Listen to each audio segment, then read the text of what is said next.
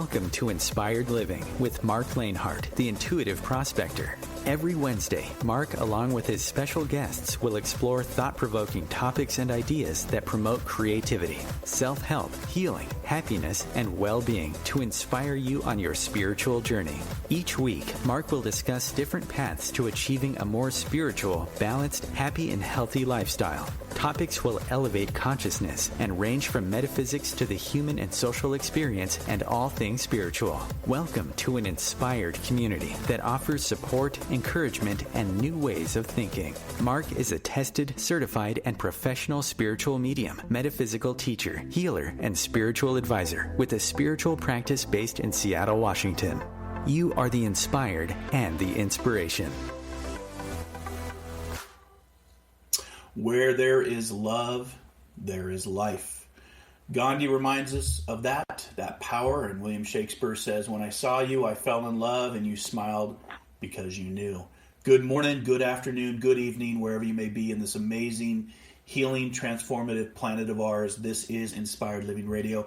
I am your host, Marc Lainhart, the Intuitive Prospector, coming to you live from my studio here in the beautiful Pacific Northwest of Seattle, Washington. Thank you for tuning in to today's live show. We always like to say that you are the inspired and the inspiration to our global listening audience of inspired listeners all around the world. Join us for the next 60 minutes as we dive into the power of love, Rethink Love with our special guest, who is a returning guest. And I was looking back at some of our past shows where we've done 5 seasons of Inspired Living Radio. We've been on the air for 5 years now. And Monica was back on our show back in March of 2019, where we talked about fear is not an option. So that is definitely a show that you want to check out. But we've got a new show that we're going to be talking about love. And again, if you want to work with me, you can find me at marclainhart.com or just internet search The Intuitive Prospector. You can also find me every Monday morning for Metaphysical Mocha Mondays through Facebook Live and my YouTube channel. So make sure to tune in for that, followed by the Healing Cafe at 8:30 a.m. Pacific Standard Time. If you want to follow the show, there's a couple ways to do that. We are going to be taking callers today. If you have questions about love or rethinking love, love for yourself, love for another, love for our planet, love for society, the number to call in is 202-570-7057. That is the OMTimes radio call-in line, and the producer, Chris, will put you in the waiting room until we can bring you live to air. If you want to follow us on social media, a couple ways that you can do that. First is our main page, which is called Inspired Living Radio on Facebook. Join the global audience of over 1,500 inspired listeners now. It's a closed community, so you'll just have to ask to join the page, and that's how you can get details for all the upcoming shows or archive shows that we do. You can follow us on Twitter and Instagram as well under the handle Inspired For Us. That is the number 4, Inspired For Us. And of course, if you don't catch today's live broadcast, we got you covered with our encore library of past 5 seasons of Inspired Living Radio on iTunes, YouTube, SoundCloud, Podbean, marclainhart.com, and of course, you can come right here to OMTimes Radio to go to all of their archives of all of our past shows. And I'd love for you to follow the show. Help us move into the top 10 on iTunes under podcast. Just look for Inspired Living. So with that, I want to get into welcoming our guest back. Monica Berg was first appeared on our show back in 2019, where we were talking about fear is not an option, and I still agree with that sentence today, that fear is not an option. But today we're going to be rethinking love. 3 steps to being the one, attracting the one, and becoming the one. Monica Berg is an international speaker, spiritual thought leader, and chief communications officer of the Kabbalah Centre. She is the author of Fear is Not an Option and Rethinking Love, and the host of the Spiritual Hungry podcast, a self-proclaimed change junkie. Monica is a fresh voice that channels her many years of Kabbalistic study along with personal life experiences, what I also call soul adventures. Monica shows individuals how to create a life that not only feels like it's working, but most importantly, a life in which they are living and loving as the powerful, fulfilled person they've always wanted to be. If you want to learn more about Monica, you can go right to our Facebook page on Inspired Living Radio. We have the post, the write-up. You can also find it on OMTimes Radio, including social media links to her book, her audiobook, Instagram, Twitter, and of course the main site is Rethink Life. today. And Monica, welcome back to Inspired Living Radio. How are you, my friend? I'm doing well. It's good to be here with you today.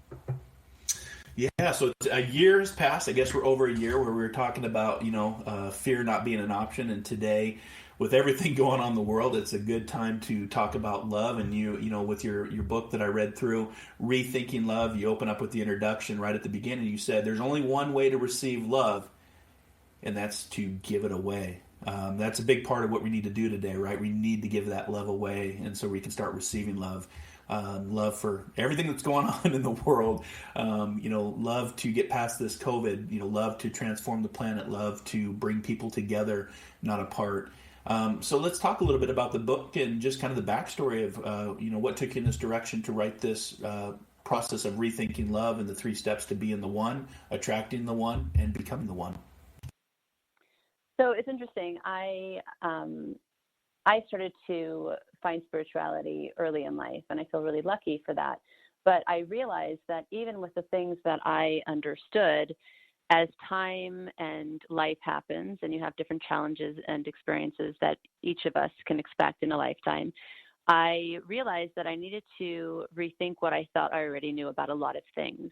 Often we learn things in a way that we're able to comprehend them in the space that we're in. Sometimes we lean into things and learn things because we have fear or because we need that kind of belief system. So when I started to write Rethink Love, it was actually the first book I worked on. I put fear out before because Rethink Love was really a labor of love. It took many years to write. And in that process, I counseled many couples. And I realized that relationships can be the thing that makes you the happiest, but it can also make you the most miserable, and sometimes a little bit of both. So I started to work with couples, and there were some common themes that were, for sure, I could see in many people. And I thought it doesn't have to be this difficult. If I can just provide a guideline, I call it the Bible of love, and give them tools to really be able to want to stay in their marriage, and more than that, the love can grow each and every day for the rest of your life. I completely believe that, and I live that. My husband and I have been married 23 years, and it takes commitment, but it's the good kind of work, Well, congratulations on the 23 years. I definitely know that journey. I've been married. We were supposed to celebrate our 25th this year with a big party and a celebration, and a trip to Hawaii, but with everything going on with COVID and these unprecedented times, everything had to be canceled. So had to find a different way to celebrate marriage. But you're right. It's kind of like when you were saying that, I was thinking of what Plato talked about, the madness of love. The madness of it, but it's also the greatest of heaven's blessings, as Plato teaches us in philosophy. And it is you got to work at it. 23 years or 25 years isn't just always rainbows and unicorns and cupcakes and white picket fence. There are times that you have to really work through some struggles to learn about yourself, about your partner. But what they teach us as well, right? Lessons and blessings is what I always, when I'm working with a client, I talk about relationships and love is lessons and blessings, and they're both, and that's what relationships can be. So in your book, you talk with part one. The book is an easy read for our listeners out there. It's broken down into the 3 parts that correspond to the title of the book, and the first part is me. The complete you, being true to yourself. And I think a lot of people miss that because they move into, more of the part 3 where they're looking for that relationship and they forget about themselves, right? But the book's broken down into part 1, which is me, part 2, moving from me to re, and then, of course, part 3 is the re. So let's talk about part 1 before we go to our first break of the show, and just talk about being true to yourself and the complete you, and what that looks like, being your own Mr. or Mrs. Right, as you say in the book. Well, here's the thing about love. I know most people want to fast forward to the romantic part. It's something that's deep embedded in our culture. We're raised to, we hear it in lyrics, in movies, and it's all the romantic things that we see in television. It's really the happily ever after, but the true relationship happens after the marriage, right? The movie ends right when they finally came together after a hardship, Exactly. And then they're walking to the sunset. So my point is, it's not based in reality, and we have many illusions around love.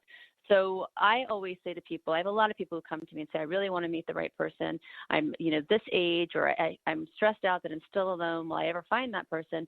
And the first thing that we all must do, it doesn't matter if you're single, it doesn't matter if you're widowed, it doesn't matter if you're 80, is to invest in the longest, most important relationship you will ever have. And that's the one you have with yourself.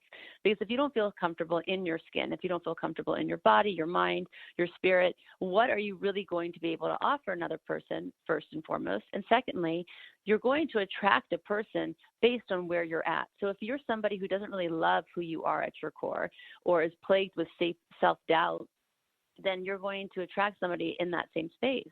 And also, you're going to put the onus on them to fulfill you, to provide for you, to give you validation. And then if they're no longer giving that to you, then you're going to end up feeling very lonely again, even if you're in a relationship. So I cannot stress how important this first fundamental step is. I've devoted 8 chapters to it.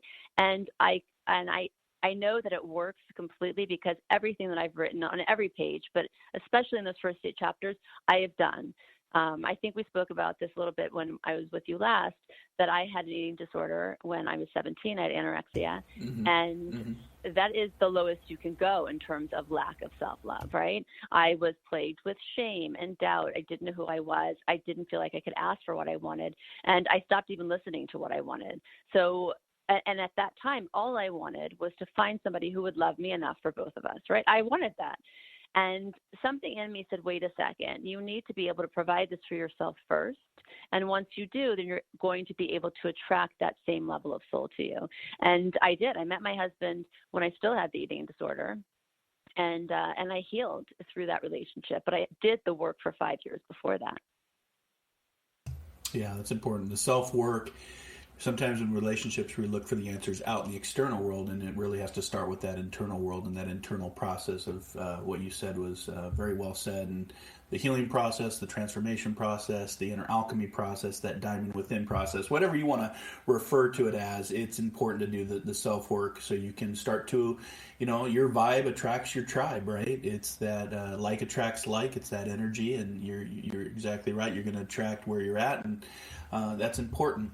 So for our listeners out there, if you want to call into the live show, we'll open up the phone lines, 202-570-7057, to take any questions on Rethinking Love, 3 steps to being the one, attracting the one, and becoming one. Our special guest today, who's returning to the show, Inspired Living Radio, Monica Berg, who is an international speaker, spiritual thought leader, and Chief Communications Officer of the Kabbalah Centre. And I did get your website correct, right, for rethinklife.today? Yes, that's correct. Okay. I was like, sometimes I get like a .com or a .net, and I wasn't seeing that. I was like, I want to make sure that's the right website. But you can come right to our Facebook page as well, Inspired Living Radio, and we have all of Monica's links there, social media links, and her current projects. So you can get the book off Amazon, and you can also get the audiobook for you listeners out there that are too busy to sit down and read and need an audiobook to listen to. The audiobook link is on there as well for Monica. Love the cover. I was looking at the cover of it, just that bright red and that, just basic, just rethink love and how we can start to, really look at, the definition of love. It's funny that you said, my wife and I were talking about this, and, after we got married, that's kind of like what her thought process was, okay, we're married, now it's the happily ever after. It's the white picket fence, and and it didn't play out that way. But we've had long conversations about it, about when women are even just little, they dream of this dream wedding, and their partner, whoever that is, and then the wedding ends, and you have life to live, and like you said, you've been doing it for 23 years, and I'm thinking of the Oscar Wilde quote when it says, never love anybody who treats you like you're ordinary, right? And that's a big part of doing this, and that's from Oscar Wilde. What were you going to say?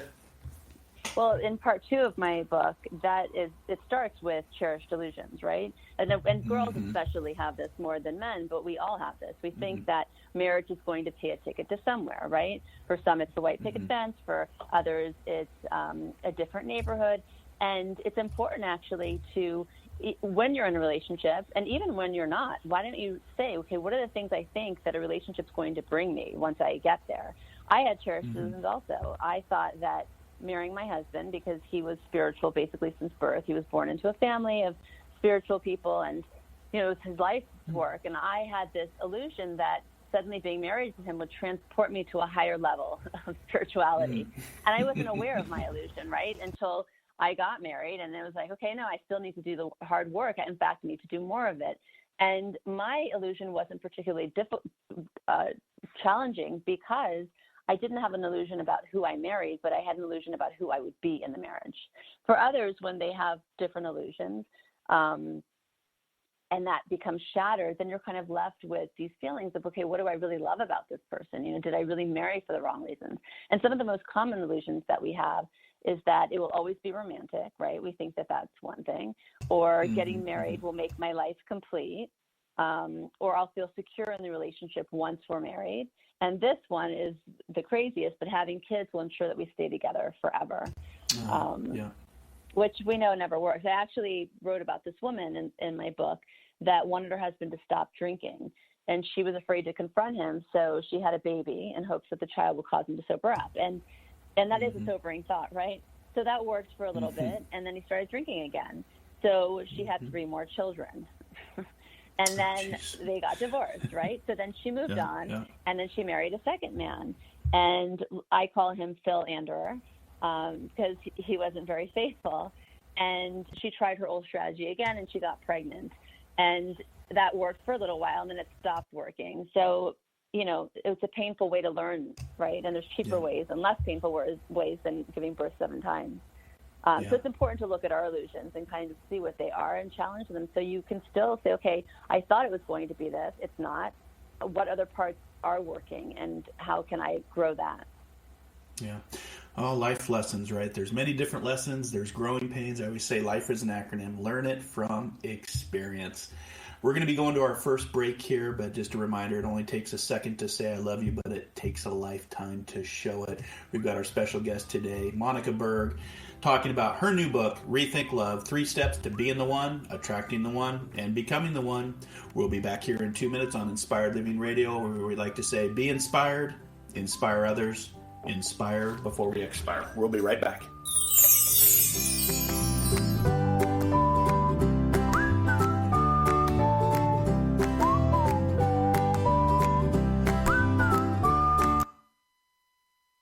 The future of internet radio is here.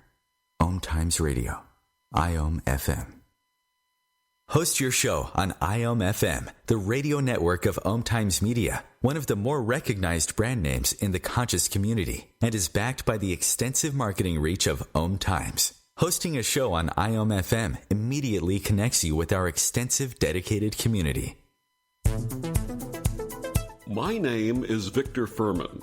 Some call me The Voice. I've always been fascinated with human nature, spirituality, science, and the crossroads at which they meet. Join me Wednesdays at 8 p.m. Eastern on OMTimes Radio, and we'll explore these topics and so much more on Destination Unlimited. One planet, 7.3 billion people, only one you. Life offers us many opportunities and learning experiences. Are you ready to explore and discover this beautiful planet, the life and energy all around us, the spiritual world, and what is unseen, along with your own personal soul adventure? Marc Lainhart, the intuitive prospector, is the spiritual connection you have been prospecting for. Internationally known as a tested and professional clairvoyant medium and spiritual advisor, Marc's work as a metaphysical teacher, medical instructor, radio show host, inspirational writer, and hiking guide are here to help you on a journey of self-discovery, healing, inspiration, education, and a whole lot of spiritual awesomeness. Dare to dream. Dare to explore. Dare to live. For more information on Marc's spiritual practice in Seattle, Washington, please visit marclainhart.com or internet search The Intuitive Prospector.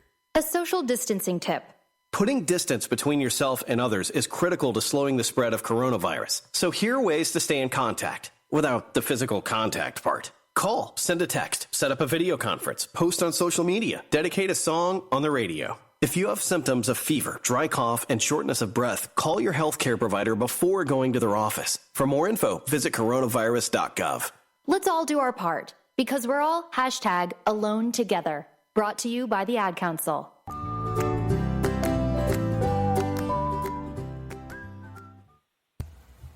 All right, welcome back to Inspired Living Radio. I am your host, Marc Lainhart, the Intuitive Prospector.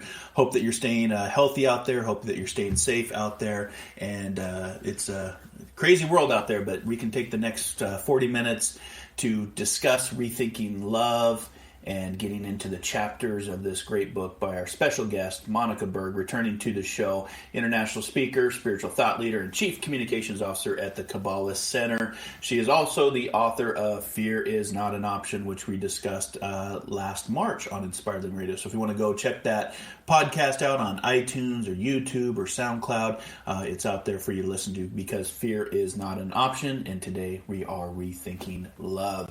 So welcome back, Monica. Thanks for being on the show. And again, I wanted to jump right into some of the chapters for the listening audience out there so they can get a little bit of taste of this book. And like I said, it's an easy read, it's an interesting read, it's a fun read, and it kind of opens up some things for maybe some of the listeners out there that, you know, we talked about before the break about doing the internal work and that transformational process, which can be very hard to identify. Maybe somebody doesn't want to look at doing the inner work. You know, that ignorance is bliss, as the old saying goes. But let's talk about that, because in one of the chapters, and I don't know if I'm saying this right. Is it Tikkun or Tycoon? Chapter 5? Tikkun. Okay. I wanted to make sure I was saying this right, which, you know, translates as a correction or repair. And the chapter talks about your own personal baggage claim. So I thought it'd be fun for the inspired listeners to kind of get some insight to what you meant by that and talk about that as well. Yeah, so it's a Kabbalistic idea. It's that every soul comes into this world, has a specific job to do, and the spiritual work of correcting a trait or a quality that doesn't really work for them. And basically everything that we do in life has cause and effect, and there will be certain areas where you might feel challenged, right? It can be an area that is really uncomfortable for you. It's a theme that keeps reoccurring, maybe in your business or in your relationships, and it's something you're trying to avoid. What I'm teaching here is that that's an indication of something that needs energy and attention, and by going there, you can actually break through that and become higher elevated, spiritually speaking. Relationships are a great opportunity to discover what your tikkun is, because relationships are mirrors. Your partner is a mirror to you, and they often show you a reflection of what you need to focus on or change the most. And it's not what they want to change about you, it's the things that trigger you, which again indicate where you want to put attention and effort to.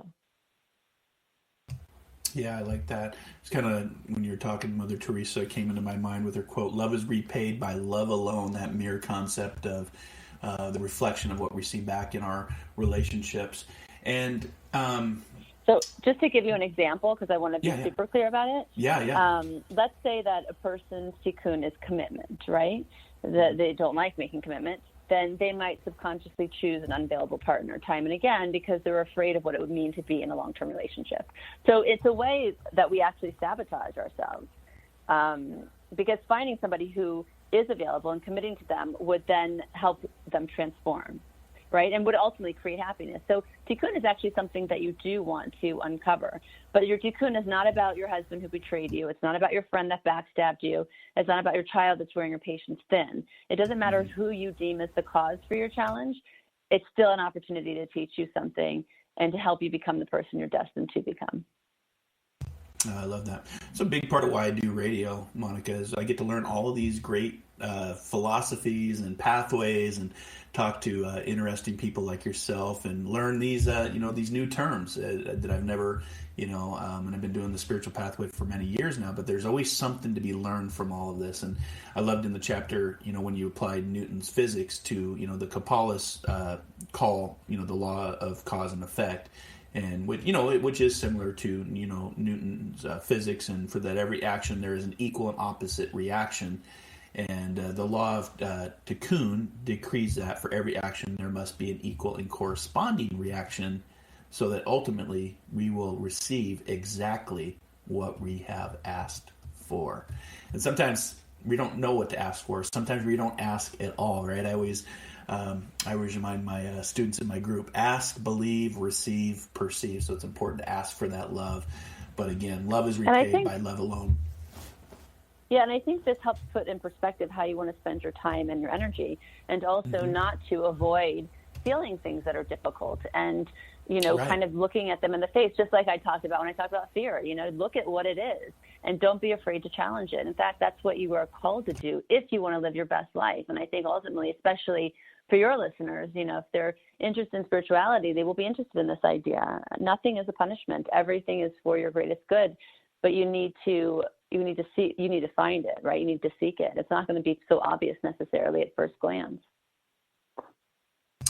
Exactly. The cave you fear to explore usually holds the treasure you seek, as the old quote goes. And I'm thinking, for me, I've always long said, I've taught on the aspects of fear. A lot of people are held back because of the fear or their lack of confidence, including moving into relationships, right? That would also hold people back from, rethinking love because of the fear that they may have, which for me has always been, somebody that worked in the fire service. There is real fear, fight, flight, or freeze. So there are real aspects of human fear, but anything outside of that, it's false evidence appearing real, where we think too much of things that hold us back when really they can be some of the greatest expansions and healing and transformations if we're willing to move past that fear. So, just curious, what was one of your favorite chapters to write in this book? What chapter really kind of? Yeah, I always ask my guests of the show, like, when you're writing this book, which is a labor of love, the process to write it, the process to have it edited, the process to get it published. What's one of your favorite chapters of this book, of Rethinking Love, that really resonated with you? Well, I think I really do love so many of them. I think I enjoyed writing part 2 the most, because that was all like, these are the illusions, buyer's remorse, wanting to send the person back and you realize they're not for you. So, and part 1 was really heavy in terms of the work you need to do. Part 3 also is more relationship, like now you're a couple and this is how you fight, fighting styles, all of that. But I think for me personally, the most emotional chapter to write and the most difficult, I guess, in some ways, was chapter 14, Elevating Love, which is about unconditional love and what that really means. And I shared some experiences in my own life. Whenever I've spoken about that publicly, I just start crying because it was that personal.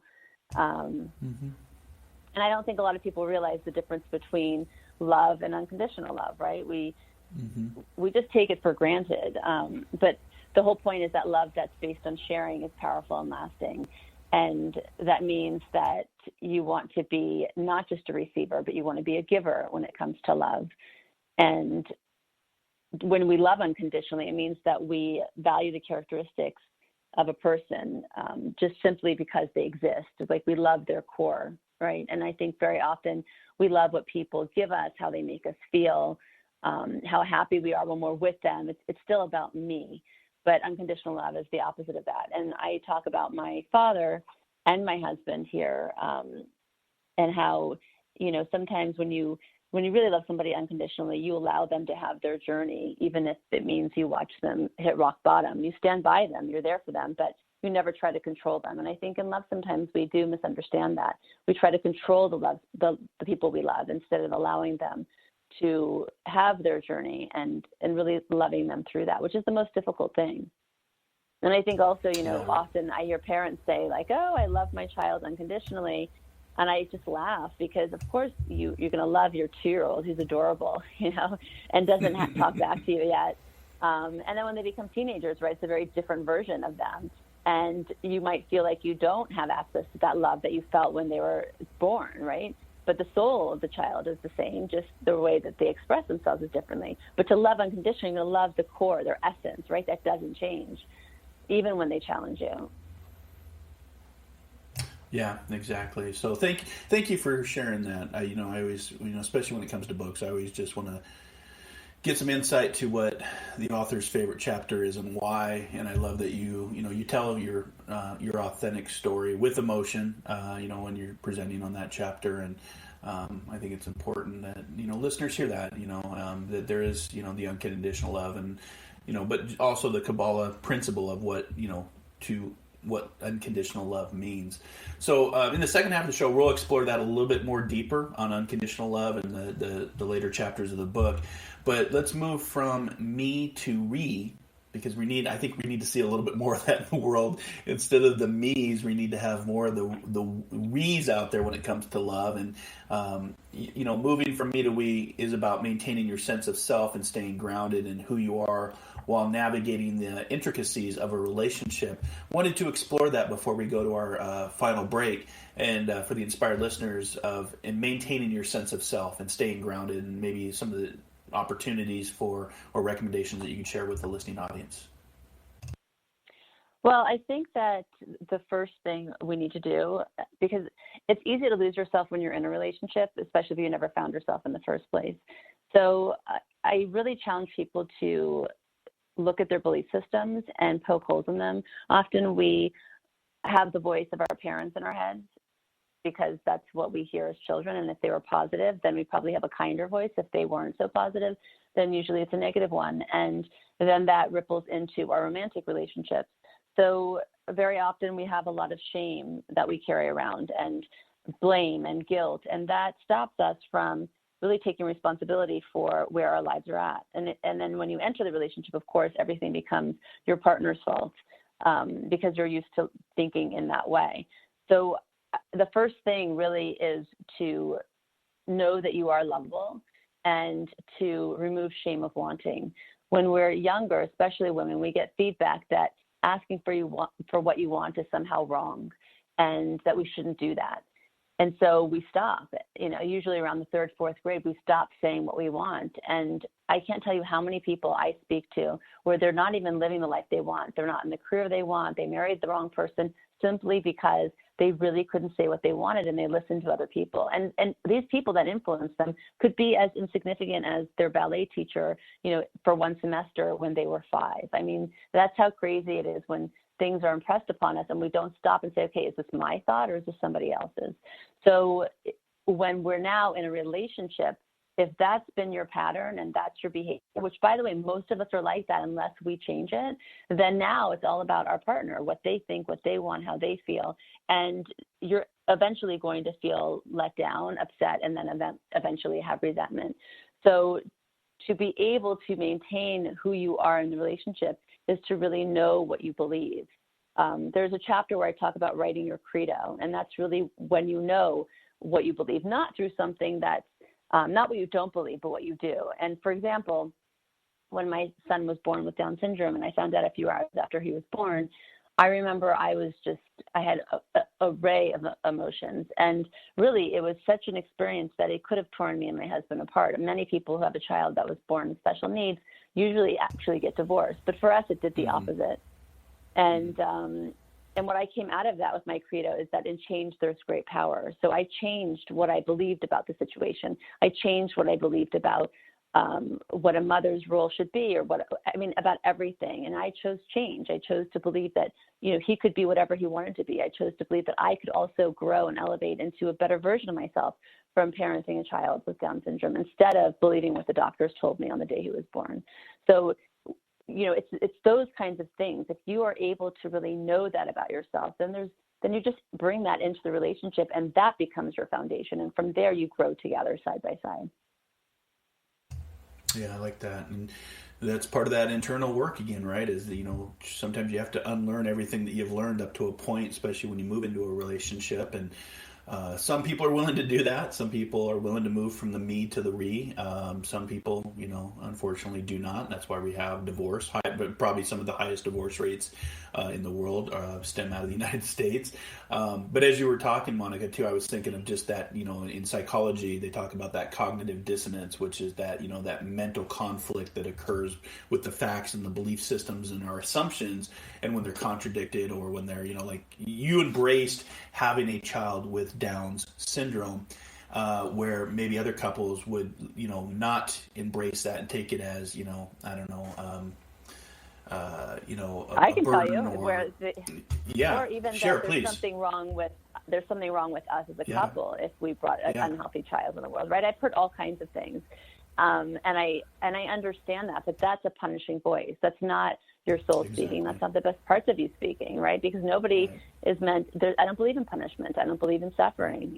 I mean, the same situation, something could happen to me, and it could happen to you. And based on our outlook and our belief systems, is how we're going to respond to it.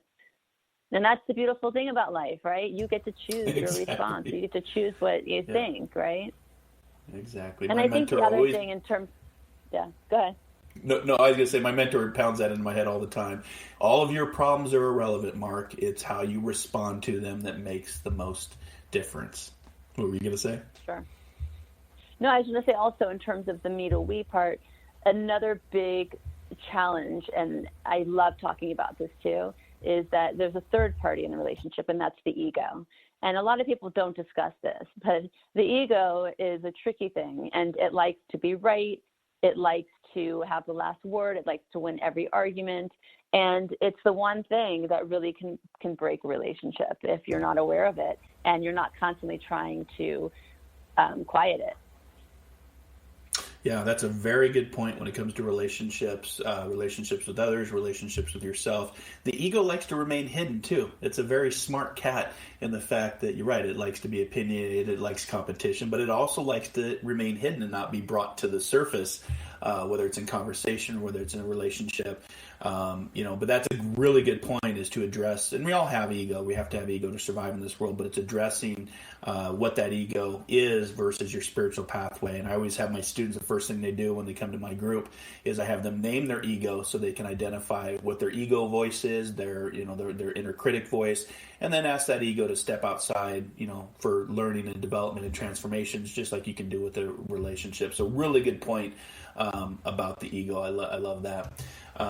So we're going to be going to our second break here, our final break of the hour, and we're going to return with our special guest, our returning guest, Monica Berg, talking about her new book, Rethink Love, 3 Steps to Being the One, Attracting the One, and Becoming the One. We'll be back here in 2 minutes on Inspired Living Radio.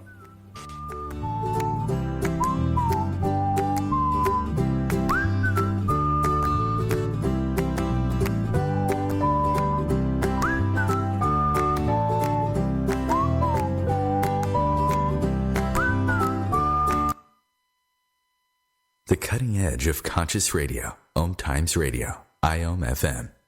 Have you wondered how to change your love paradigm? The secret key is finding a love partnership, not just a regular connection. How do you find these? Through conscious relationships. Ascendinghearts Dating is a dating site for people like you that believes in second chances and a different type of spiritual connection. Try Ascendinghearts for free at ascendinghearts.com and change your love paradigm. Ascending Hearts, the premier dating community for the spiritually awake. More than 24 million Americans have an autoimmune disorder, and that number continues to grow. I'm Sharon Saylor, and I'm one of those 24 million. To put that number in perspective, cancer affects about 9 million and heart disease up to 22 million. That's why I've brought together top experts and those thriving regardless of their diagnosis to bring you the latest, most up-to-date information. Join me, Sharon Saylor, Friday night, 7 p.m. Eastern, for the Autoimmune Hour on Life Interrupted Radio to find out how to live your life uninterrupted.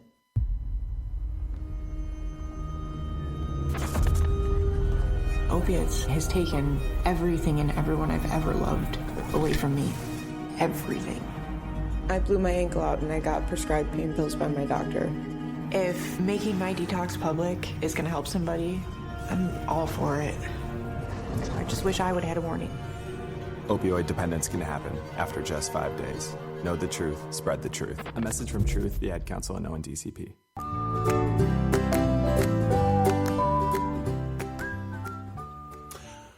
Welcome back to Inspired Living Radio. Our special guest today, Monica Berg, who is a spiritual thought leader. She's an international speaker. She's an author. She's also the Chief Communications Officer of the Kabbalah Centre.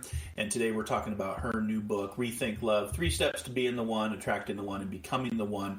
If you have questions for us, we'll open the phone lines for OMTimes Radio, 202-570-7057. If you have a question about love or what's going on in the world in quarantine or elevating love, love, because we're going to get into some really great topics here in the last part of this show, which goes by very quickly, Monica. So let's just jump right back into it and talk about the me to the re format, that ego that you were just talking about in the relationship, how important that is.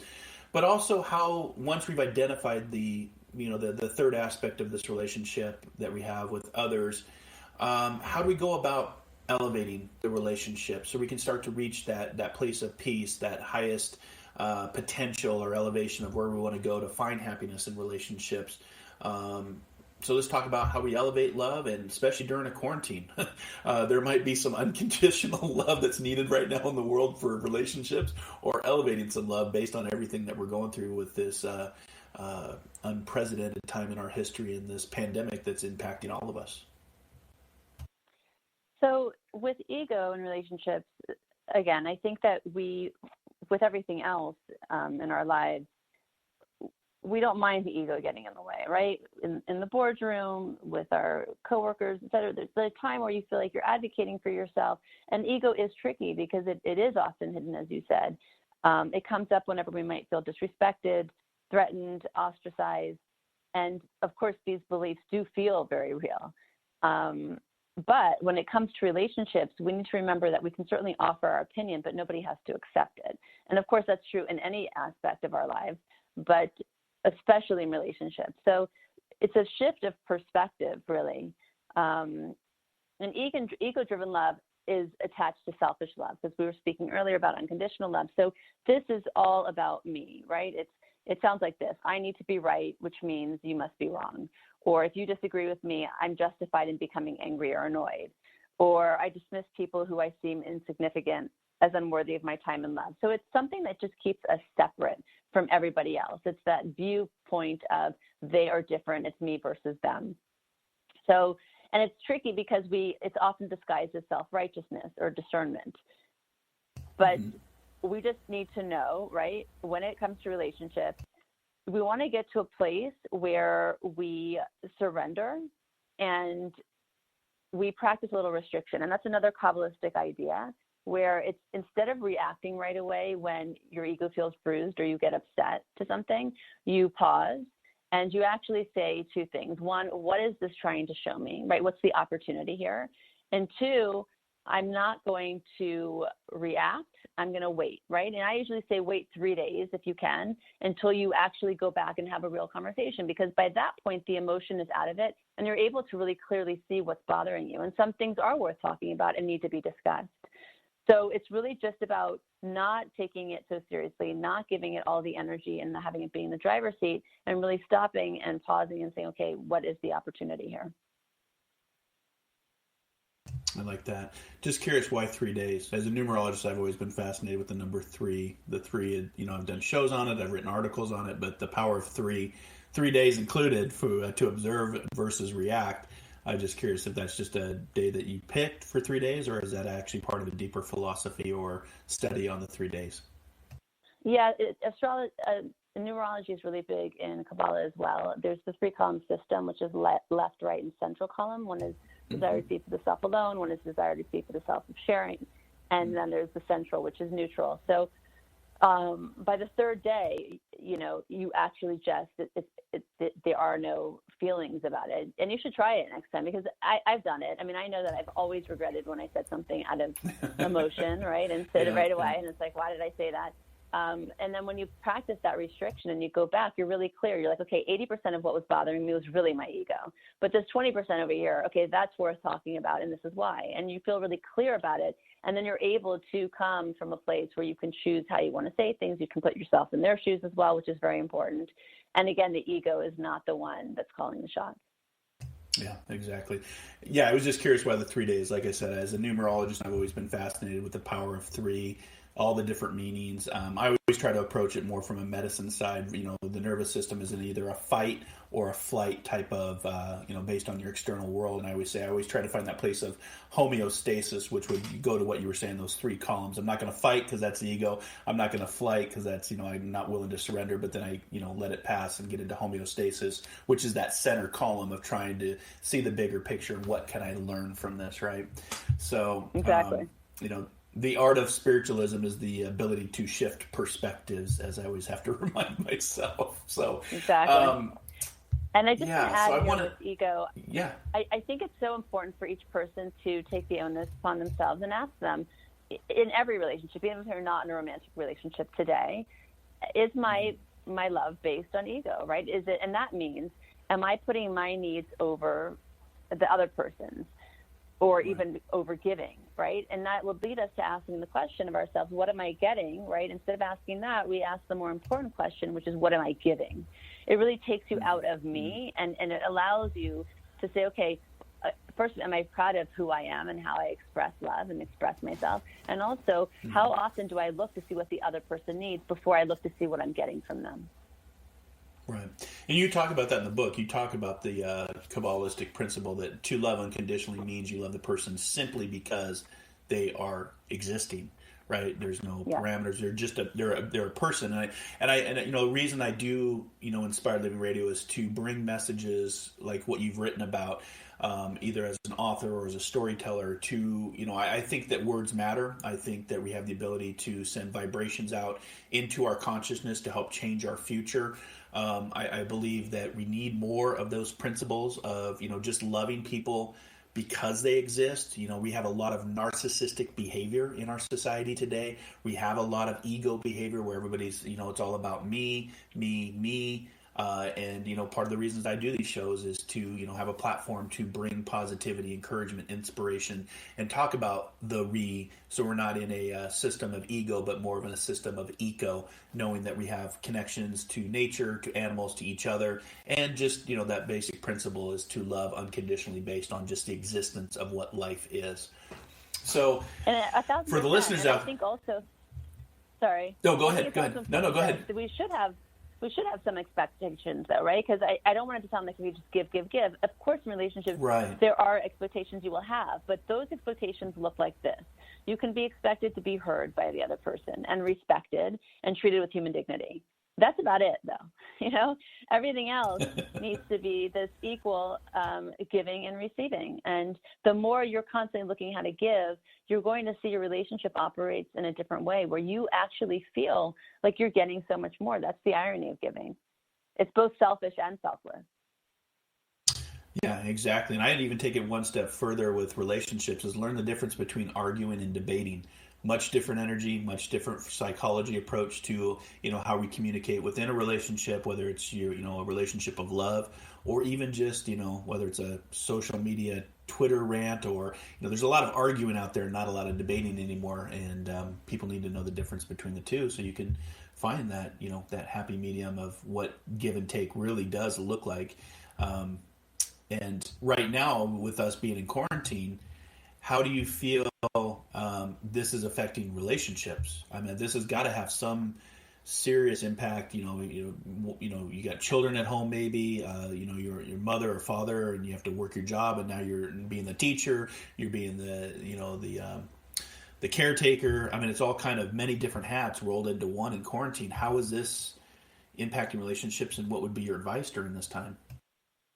Yeah, I've gotten this question a lot. I think that for couples who were not really happy anyway and were having some serious issues, I think this is throwing them over the edge, and a lot of people are actually getting divorced now. And I think part of that is that before quarantine, you know, we could escape. If you weren't happy at home, you could take a class at night, right? A dance class, a school class, or you could go out with friends, or you could stay at the office late, or leave the house in the morning early. And there was a way that you could avoid having difficult conversations, or really looking at the state of your relationship in your life and say, look, I'm not happy, this isn't working, and I'm going to be courageous enough to have these conversations and do something about it. So, and I understand that a lot of people don't think they have the tools, but I do want to say to all of your listeners that everybody is destined for greatness and to find their potential of who they can become for themselves, but also in terms of relationships. Too often we settle and we think that this is good enough, or it's better than other people. And again, there's that shame of wanting. I'm asking you to challenge yourself. If you're not happy, it's never too late to change your reality. It's absolutely doable. And, you know, I think that if not, this is going to be a very uncomfortable, painful time, especially. And if the kids are there, it's hard for them to see. So I just think that it starts with communication and friendship. Often in relationships, people have lost that aspect and they stopped being friends a while ago. So I would encourage you just to have honest conversations first and foremost with yourself about how you feel and what you want, and then find a safe way to have these conversations with your partner. And you don't even have to act on it. Just allow yourself to be honest.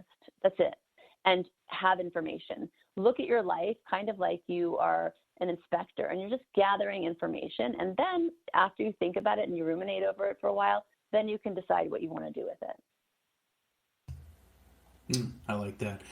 I always say, my mantra is always, once growth stops, decay begins. So I'm always trying to grow, whether it's communications, relationships, or even what I teach my students, it's about finding that diamond within. We can all remain that piece of charcoal, but if we don't want to apply the pressures of life or the pressures of relationships or the pressures of love, you don't get the diamond, and that diamond is made by extreme pressures. And there is a diamond in everyone, and I agree with you that there is greatness inside. It's just, what are you going to do? What actions are you going to take? What words are you going to speak?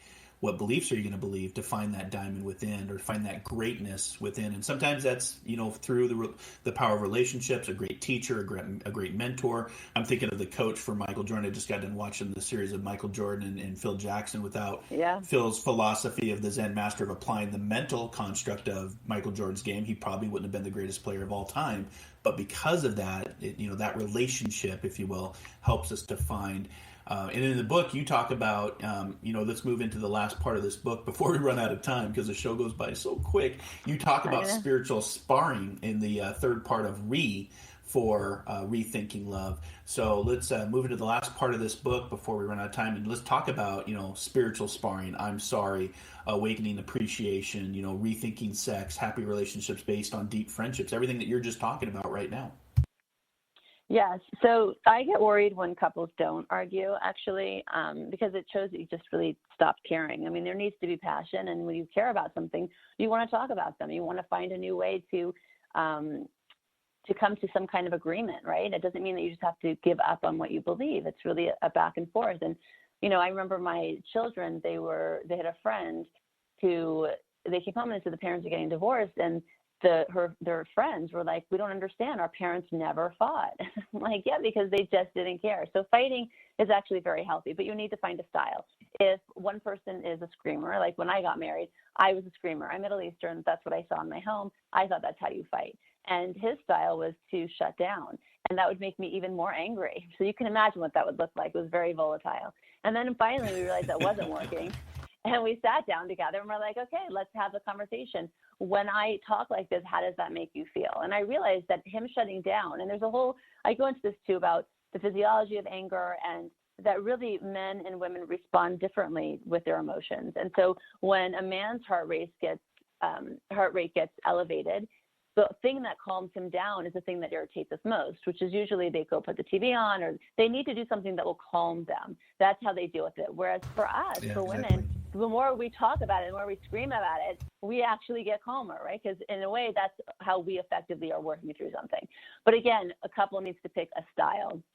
I also talk about in this section about appreciation. That's a really big one. I think that so often I meet couples even a year into the marriage, and they're like, I don't understand what happened. After we got married, everything changed. And of course, they still love each other, right? Love's never enough, but they've lost appreciation for one another. Once you lose appreciation, you actually feel the love is lost because you don't have a value for it. If you don't value something, you're not going to feel strongly about it. So I think that awakening appreciation is something that each person needs to choose to do every single day of the relationship. It doesn't just stop, right? You have to actually awaken that each day. And I do that in my own life, not just for my partner, but for myself, right? I wake up in the morning and I try to appreciate all the things that I have in life. Even if the day's not going the best, let's say, just to appreciate that I woke up in the morning and not take that for granted. It's so easy to take for granted what you see every day, which is, again, what happens once you're married. You're like, okay, we live together, we sleep together. It's so easy to lose that. And that's a really important aspect of the relationship being successful. Yeah, I agree. As you're saying that, the song from Top Gun that was made famous, You've Lost That Loving Feeling, was resonating in my mind. Yeah, Some people have lost that loving feeling, but I believe that People can find that again if they're willing to, listen to everything that we just talked about the last 60 minutes.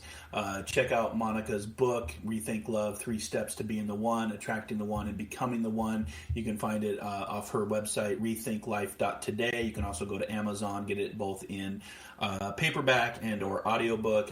We also have the post on our Inspired Living Radio Facebook page if you want to join that community. And, there's a lot to be said in just having that attitude for gratitude. I always, say be happy for this moment, because this moment is your life. And, that's what we got to find, the magic in the moment and the power of love. And love can do many wonderful things and transformations and healing.